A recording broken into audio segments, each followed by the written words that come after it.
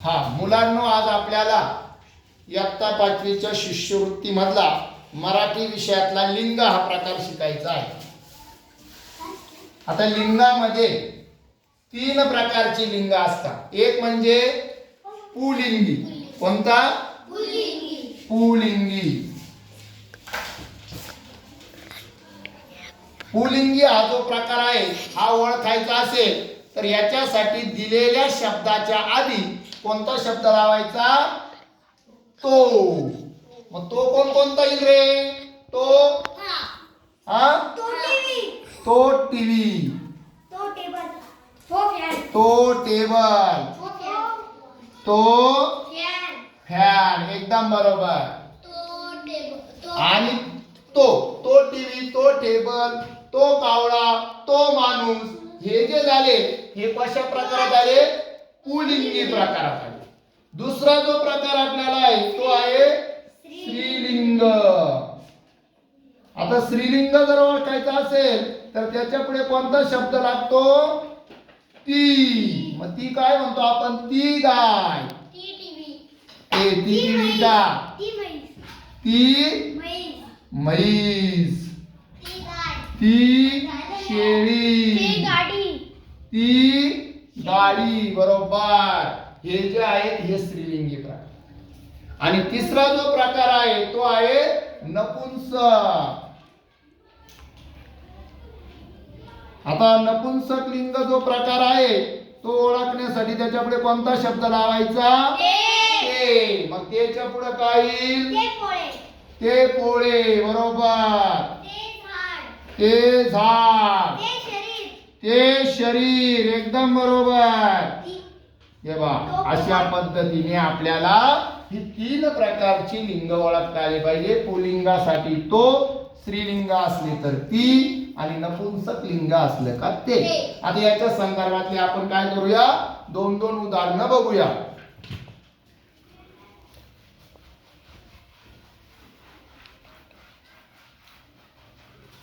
आता आपल्याला ओळखायचंय पुलिंगी. कोणता ओळखायचा आहे?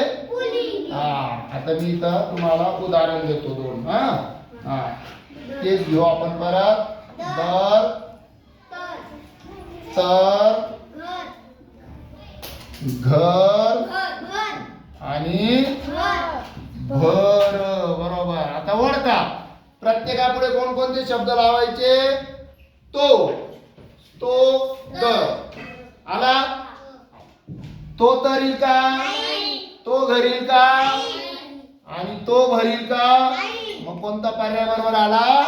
पहिला. त्याच्यानंतर अजून एक बघू आपण. नाव.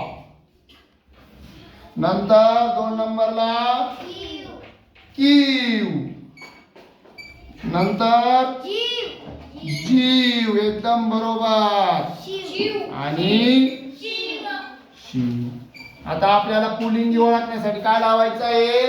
तो नाव, तो कीव, तो जीव. बरोबर. तो शिव नाही, ते शिव. म्हणून कोणता पर्याय? कळाला? मग पुलिंगीसाठी तो शब्द लावला की आपल्याला तो ओळखता येतो.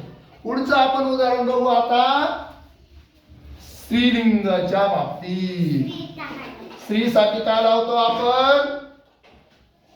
ती.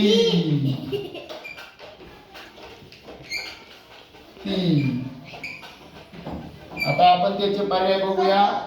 कर्ज. 2 नंबरला आहे अर्ज.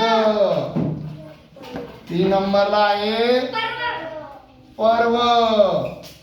आणि 4 नंबरला आहे रात्र. मग आता ती कर्ज, ती अर्ज, ती पर्व, ती रात्र. कोणता पर्याय बरोबर आला? चौथा. परत आता दुसरं बघू आपण. गाढव,